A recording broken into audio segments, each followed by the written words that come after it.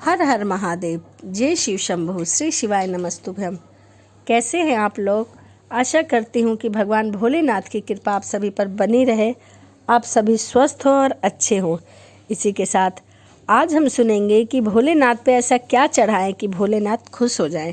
तो आइए जानते हैं कि हमें भोलेनाथ पे ऐसा क्या समर्पित करना चाहिए जिससे भगवान भोले खुश हो जाएं। जल तो सभी चढ़ाते हैं, परंतु जल चढ़ाने का क्या विधान है वो मैं आपको बताती हूँ। शिव पर चढ़ाने का महत्व भी समुद्र मंथन की कथा से जुड़ा है। अग्नि के समान विष पीने के बाद भगवान जो शिव थे वो उनका शरीर एकदम नीला पड़ गया था। विश्व की गर्मी को शांत करने के लिए, शिव को शीतलता प्रदान करने के लिए समस्त देवी देवता ने उन्हें जल समर्पित किया ताकि जो विष की गर्मी है वो जल्दी उतर जाए। इसीलिए शिव पूजा में जल समर्पित करने का विशेष महत्व है। आप जल के साथ साथ दूध भी, शहद भी, चंदन भी चढ़ा सकते हैं क्योंकि ये सभी चीज़ें शीतलता प्रदान करती है। उसके बाद बेलपत्र। अब हम बात करेंगे बेलपत्र। बेलपत्र में 3 पत्तियां होती हैं जो 3 नेत्र का प्रतीक है। कहते हैं बिल्लभ पत्र, अतः 3 पत्तियों वाला बेलपत्र में भगवान शिव जी को अत्यंत प्रिय हैं। प्रभु आशुतोष के पूजा में अभिषेक या पूजा या शिवलिंग में पूजा करते समय सर्वप्रथम स्थान ऋषियों ने बेलपत्र को दिया है। ऋषियों ने कहा है कि बेलपत्र भोले भंडारी को चढ़ाने से 1 करोड़ कन्याओं के कन्यादान का फल मिलता है। भगवान शिव के 3 नेत्रों का प्रतीक बेलपत्र है। उसके बाद बात करेंगे हम आंकड़ा। आंकड़ा आप सभी जानते हैं।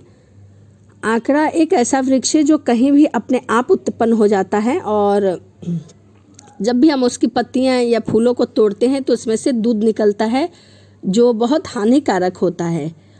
और भगवान शिव को आंकड़े का पुष्प भी चढ़ाया जाता है। कहा जाता है कि शास्त्रों के मुताबिक शिव पूजा में 1 आंकड़े का फूल चढ़ाना सोने के दान के बराबर फल देता है। अब हम बात करेंगे धतूरा। भगवान शिव को धतूरा भी अत्यंत प्रिय है। जहाँ धार्मिक कारण बताया गया है, भगवान शिव को कैलाश पर्वत पर रहते हैं। यह अत्यंत ठंडा क्षेत्र है जहाँ ऐसे आहार और औषधि की जरूरत होती है जो शरीर को ऊष्मा प्रदान करे।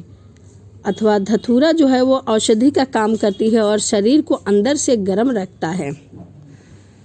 जबकि भागवत पुराण में बताया गया है कि इस पुराण के अनुसार शिव जी ने जब सागर मंथन से निकाले हलाहल विष को पी लिया था तब वह व्याकुल हो गए थे। तब अश्विनी कुमारों ने भांग, धतूरा, बेल और औषधि से शिव जी को व्याकुलता दूर की। उस समय से ही धतूरा और भांग भगवान शिव का प्रिय है। शिवलिंग पर केवल धतूरा ही नहीं चढ़ाया जाता बल्कि अपने मन और विचारों की करवाहट भी अर्पित करनी चाहिए और सच्चे मन से भगवान भोलेनाथ की पूजा करनी चाहिए।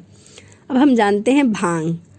भांग समुद्र मंथन से निकलने का विष सेवन महादेव ने संसार की सुरक्षा के लिए अपने गले में उतार लिया। भगवान को औषधि स्वरूप भांग दी जाती है, लेकिन प्रभु के हर कड़वाहट और नकारात्मक को आत्मसात किया है, इसीलिए भांग भी उन्हें प्रिय है। भगवान शिव को इस बात के लिए भी जाना जाता है कि संसार से व्यापक हर बुराई और हर चीज़ अपने नकारात्मक चीज़ अपने अंदर ग्रहण कर लेते हैं और अपने भक्तों की विष से रक्षा करते हैं। तो यह भांग की कृपा है कि वह भगवान भोलेनाथ को इतना प्रिय है। अब हम बात करेंगे कपूर। कपूर तो आप सब जानते हैं, जब भी हमारे घर में कोई भी पूजा होती है तो आरती के रूप में कपूर का प्रयोग किया जाता है।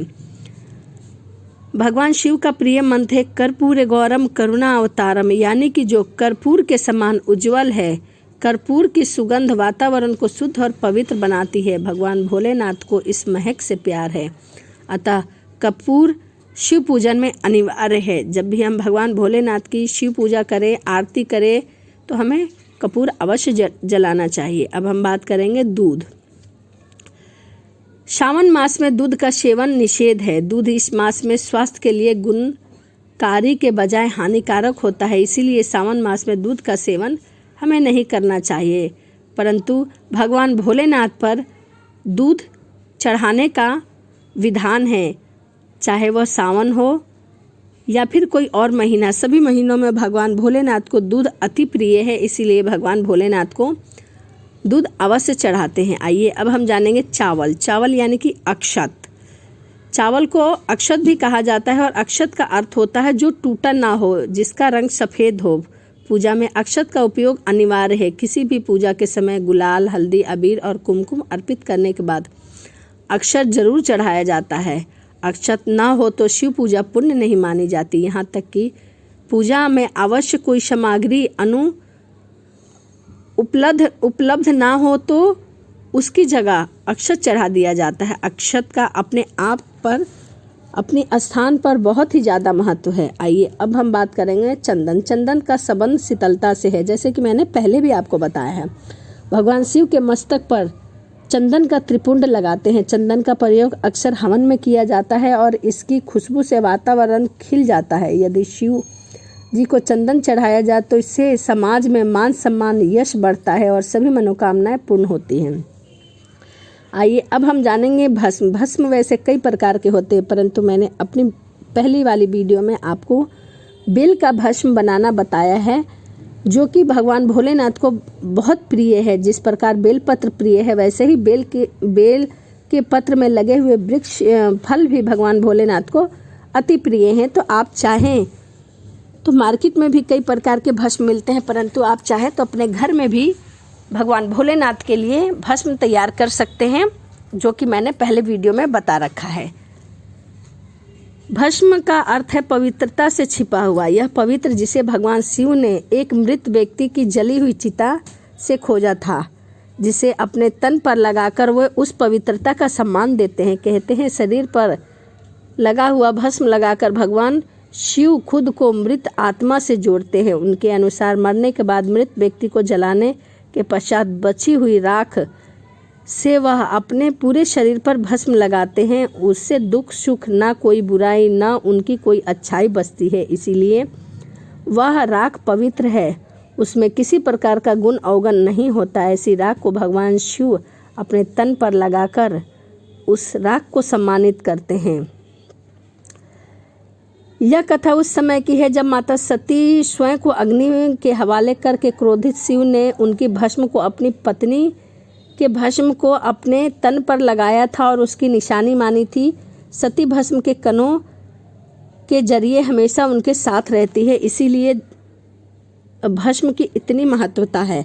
आइए अब हम जानेंगे भगवान भोलेनाथ का सबसे प्रिय चीज रुद्राक्ष। भगवान शिव ने रुद्राक्ष उत्पत्ति की कथा पार्वती जी से कही थी। कहा था कि हे पार्वती, आंसुओं से बना हुआ यह रुद्राक्ष मुझे अति प्रिय है। जो भी भक्त हैं जो मेरी पूजा करते हैं, यदि वह इस रुद्राक्ष की माला जपे, यह रुद्राक्ष को अपने गले में धारण करे, तो उस रुद्राक्ष में इतनी शक्ति होती है कि उसे यमराज छू भी नहीं सकते। मृत्यु के बाद वह सीधा शिवलोक में प्रवेश करता है। और यह भी कहा जाता है कि जो व्यक्ति बहुत ज़्यादा बीमार रहता है, यदि वह रुद्राक्ष का पानी प्रतिदिन 1 या 1.25 महीना पिए तो उस रोग में भी उसे आराम मिलता है। तो यह रुद्राक्ष की महिमा है। तो यह मैंने कुछ चीज़ें आपको बताई जो आप पूजा करते समय भगवान भोलेनाथ को समर्पित करके उन्हें खुश कर सकते हैं। और वैसे भी कालों के काल महाकाल बहुत दयावान है, वह जल्दी किसी पर भी रीझ जाते हैं और मनवांछित फल देते हैं। तो इसीलिए कहा जाता है कि 1 लोटा जल सभी समस्याओं का हाल।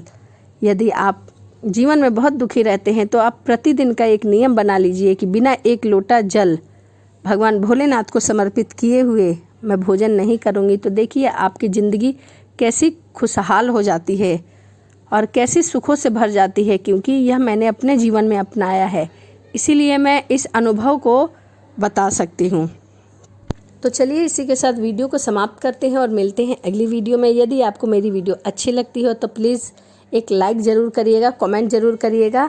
और यदि आप धार्मिक कथाएं सुनना चाहते हैं तो प्लीज़ मेरे चैनल को सब्सक्राइब कर लीजिए। तो चलिए इसी के साथ वीडियो समाप्त करते हैं और मिलते हैं अगली वीडियो में। हर हर महादेव, जय शिव शंभू, श्री शिवाय नमस्तुभ्यम।